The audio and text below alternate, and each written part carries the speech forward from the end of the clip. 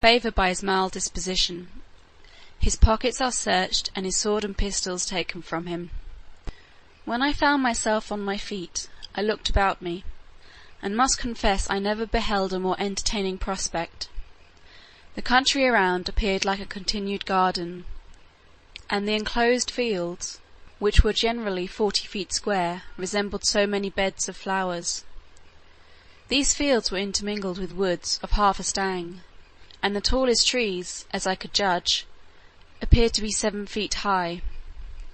I viewed the town on my left hand, which looked like the painted scene of a city in a theatre.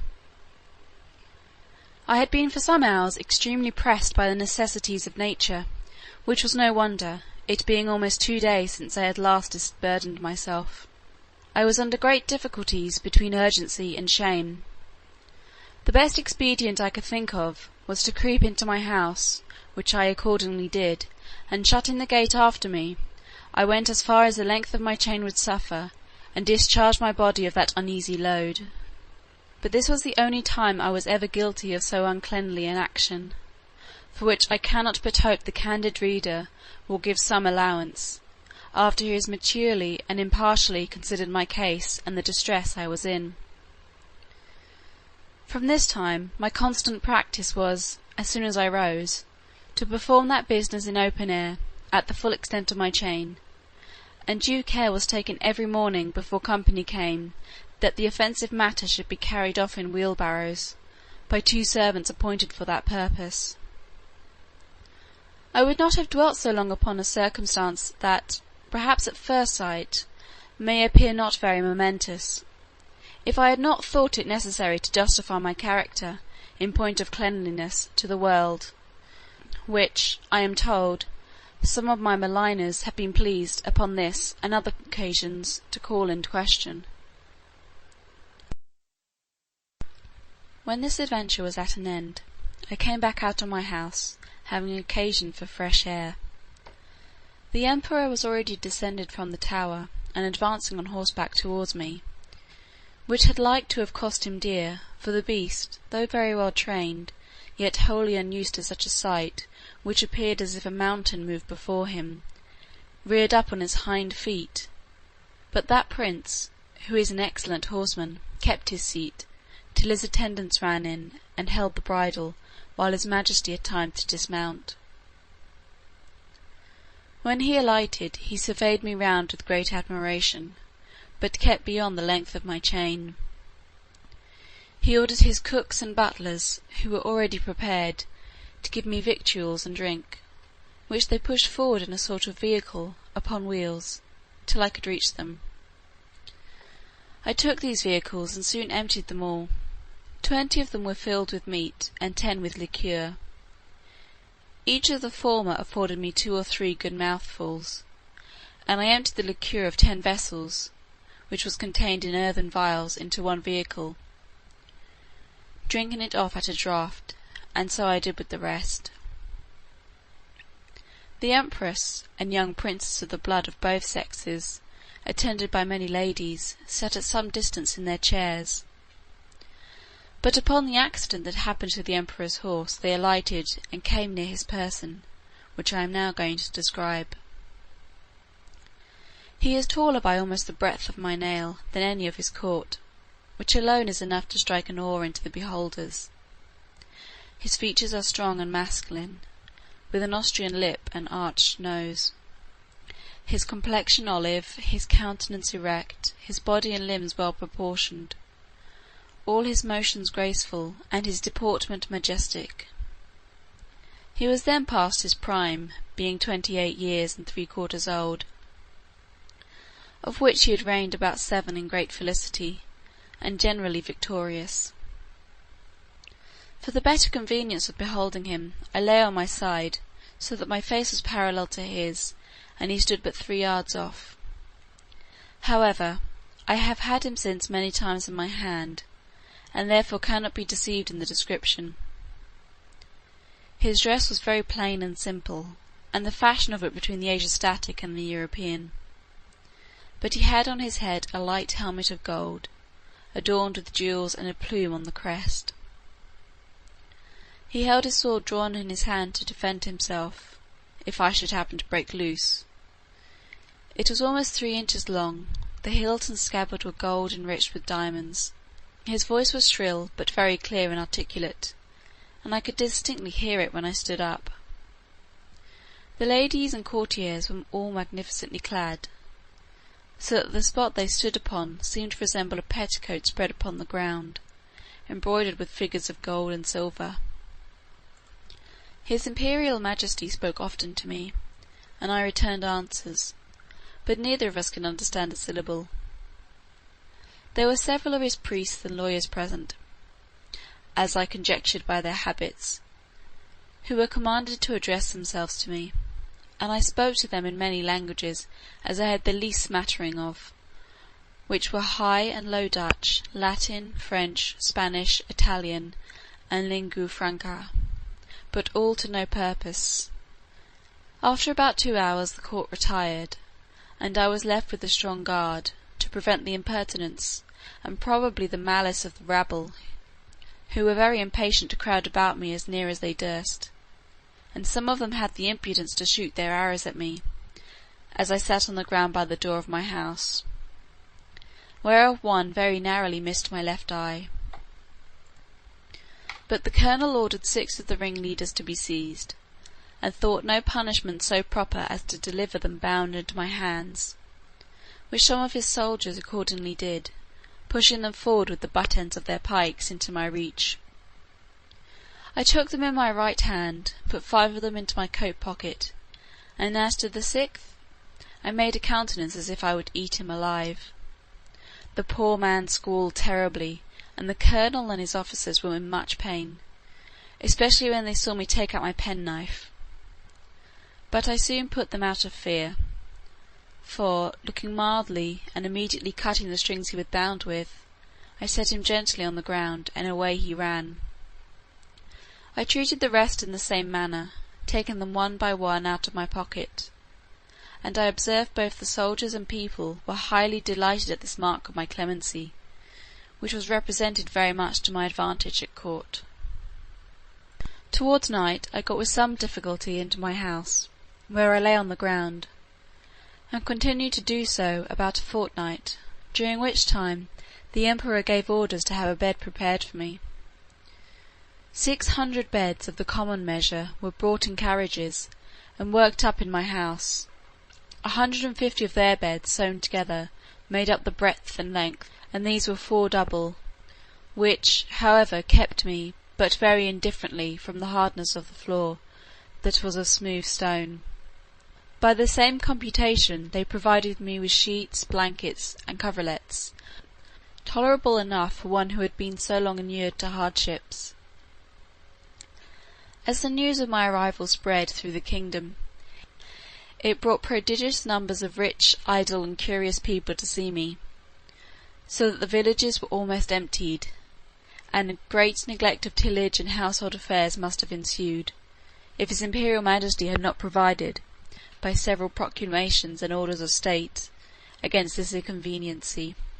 He directed that those who had already beheld me should return home, and not presume to come within 50 yards of my house, without licence from the court, whereby the secretaries of state got considerable fees. In the meantime the emperor held frequent councils, to debate what course should be taken with me, and I was afterwards assured by a particular friend, a person of great quality, who was as much in the secret as any, that the court was under many difficulties concerning me. They apprehended my breaking loose, that my diet would be very expensive, and might cause a famine. Sometimes they determined to starve me, or at least to shoot me in the face and hands with poisoned arrows, which would soon dispatch me, but again they considered that the stench of so large a carcass might produce a plague in the metropolis, and probably spread through the whole kingdom. In the midst of these consultations, several officers of the army went to the door of the great council chamber, and 2 of them being admitted, gave an account of my behaviour to the 6 criminals above mentioned, which made so favourable an impression in the breast of his Majesty and the whole board, in my behalf, that an imperial commission was issued out, obliging all the villages 900 yards round the city to deliver in every morning 6 beeves, 40 sheep, and other victuals for my sustenance, together with a proportional quantity of bread and wine and other liqueurs, for the due payment of which his Majesty gave assignments upon his treasury, for this prince lives chiefly upon his own demences, seldom, except upon great occasions, raising any subsidies upon his subjects, who are bound to attend him in his wars at their own expense. An establishment was also made of 600 persons to be my domestics, who had board wages allowed for their maintenance, and tents built for them very conveniently on each side of my door. It was likewise ordered that 300 tailors should make me a suit of clothes, after the fashion of the country, that 6 of his Majesty's greatest scholars should be employed to instruct me in their language, and lastly, that the Emperor's horses, and those of the nobility and troops of the guards, should be frequently exercised in my sight, to accustom themselves to me. All these orders were duly put in execution, and in about 3 weeks I made a great progress in learning their language, during which time the Emperor frequently honoured me with his visits, and was pleased to assist my masters in teaching me. We began already to converse together in some sort, and the first words I learnt were to express my desire that he would please give me my liberty, which I every day repeated on my knees. His answer, as I could comprehend it, was, that this must be the work of time, not to be thought on without the advice of his council, and that first I must lumos celmin pesso desmalon eposo, that is, swear a peace with him and his kingdom. However, that I should be used with all kindness. And he advised me to acquire, by my patience and discreet behaviour, the good opinion of himself and his subjects. He desired I would not take it ill if he gave orders to certain proper officers to search me, for probably I might carry about me several weapons, which must needs be dangerous things, if they answered the bulk of so prodigious a person. I said, his Majesty should be satisfied, for I was ready to strip myself, and turn my pockets before him. This I delivered part in words and part in signs. He replied, that by the laws of the kingdom I must be searched by 2 of his officers, that he knew this could not be done without my consent and assistance, and he had so good an opinion of my generosity and justice as to trust their persons in my hands, that whatever they took from me should be returned when I left the country, or paid for at the rate which I would set upon them. I took up the 2 officers in my hands, put them first in my coat pockets, and then into every other pocket about me, except my 2 fobs, and another secret pocket, which I had no mind should be searched, wherein I had some little necessities that were of no consequence to any but myself. In one of my fobs there was a silver watch, and in the other a small quantity of gold in a purse. These gentlemen, having pen, ink, and paper about them, made an exact inventory of everything they saw, and when they had done, desired I would set them down, that they might deliver it to the Emperor. This inventory I afterwards translated into English, and is, word for word, as follows. Imprimis. In the right coat pocket of the great Man Mountain, for so I interpret the words quinbus flesterin, after the strictest search, we found only one great piece of coarse cloth, large enough to be a footcloth for your Majesty's chief room of state. In the left pocket we saw a huge silver chest, with a cover of the same metal, which we, the searchers, were not able to lift. We desired it should be opened, and one of us stepping into it, found himself up to the mid-leg in a sort of dust, some part whereof flying up to our faces set us both a-sneezing for several times together.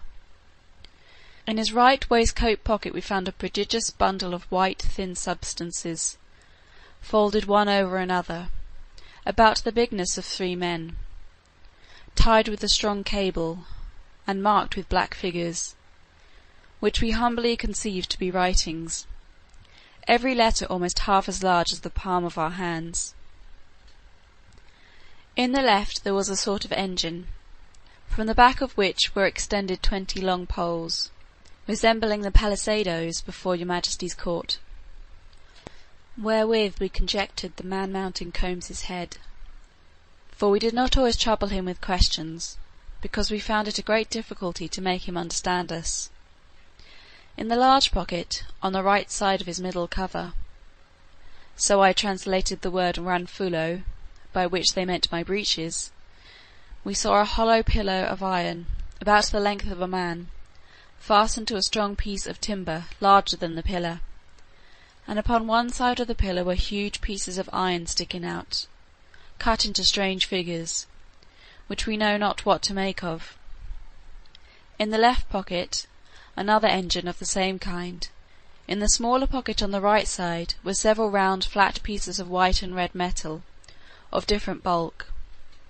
Some of the white, which seemed to be silver, were so large and heavy that my comrade and I could hardly lift them.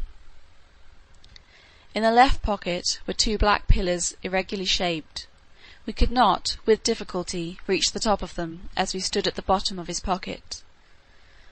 One of them was covered, and seemed all of a piece, but at the upper end of the other there appeared a white round substance, about twice the bigness of our heads. Within each of these were enclosed a prodigious plate of steel, which, by our orders, we obliged him to show us, because we apprehended they might be dangerous engines. He took them out of their cases, and told us, that in his own country his practice was to shave his beard with one of these, and cut his meat with the other. There were 2 pockets which we could not enter. These he called his fobs. They were 2 large slits cut into the top of his middle cover, but squeezed close by the pressure of his belly. Out of the right fob hung a great silver chain, with a wonderful kind of engine at the bottom. We directed him to draw out whatever was at the end of that chain, which appeared to be a globe, half silver and half of some transparent metal, for, on the transparent side, we saw certain strange figures circularly drawn, and thought we could touch them, till we found our figures stopped by the lucid substance. He put this engine into our ears, which made an incessant noise, like that of a water-mill, and we conjecture it is either some unknown animal, or the god that he worships, but we are more inclined to the latter opinion, because he assured us, if we understood him right, for he expressed himself very imperfectly, that he seldom did anything without consulting it. He called it his oracle, and said, it pointed out the time for every action of his life. From the left fob he took out a net almost large enough for a fisherman, but contrived to open and shut like a purse, and served him for the same use. We found therein several massy pieces of yellow metal, which, if they be real gold, must be of immense value. Having thus, in obedience to your Majesty's commands, diligently searched all his pockets, we observed a girdle about his waist made of the hide of some prodigious animal, from which, on the left side, hung a sword of the length of 5 men, and on the right, a bag, or pouch, divided into 2 cells, each cell capable of holding 3 of your Majesty's subjects. In each of these cells were several globes, or balls, of a most ponderous metal, about the bigness of our heads, and requiring a strong hand to lift them. The other cell contained a heap of black grains, but of no great bulk or weight, for we could hold above 50 of them in the palm of our hands. This is an exact inventory of what we found about the body of the man-mountain, who used us with great civility, and due respect to your Majesty's commission. Signed and sealed on the 4th day of the 89th moon of your Majesty's auspicious reign. Clefrin Freelock, Marcy Freelock. When this inventory was read over to the Emperor, he directed me, although in very gentle terms, to deliver up several particulars. He He first called for my scimitar, which I took out, scabbard and all. In the meantime he ordered 3,000 of his choicest troops, who then attended him, to surround me at a distance, with their bows and arrows just ready to discharge. But I did not observe it, for mine eyes were wholly fixed upon his majesty. He then desired me to draw my scimitar, which, although it had got some rust by the sea water, was, in most parts, exceedingly bright.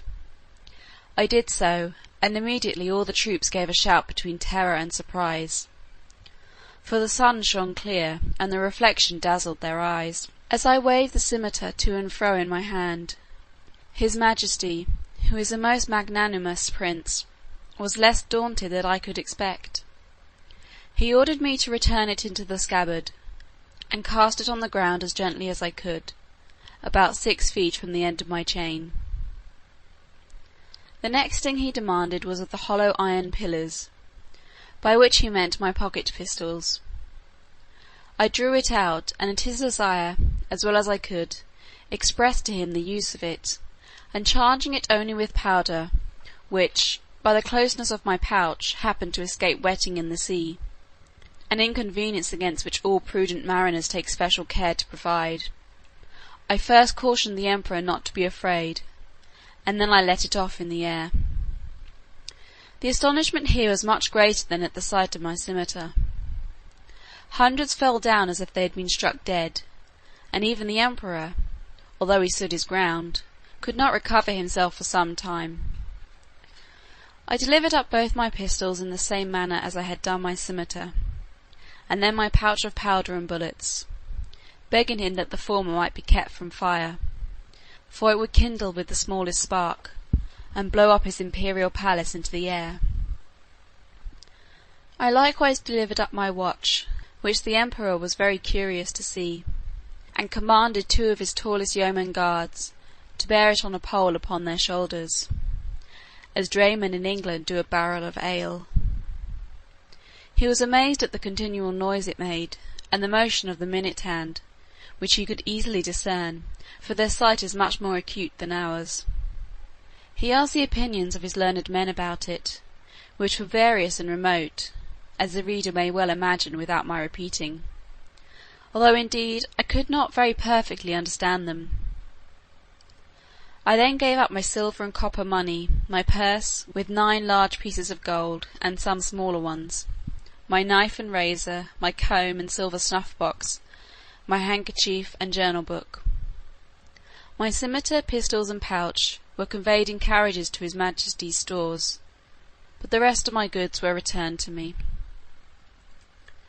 I had, as I before observed, one private pocket, which escaped their search, wherein there was a pair of spectacles, which I sometimes use for the weakness of mine eyes, a pocket perspective, and some other little conveniences, which, being of no consequence to the emperor, I did not think myself bound in honour to discover, and I apprehended they might be lost or spoiled if I ventured them out of my possession. End of chapter 2, part 1.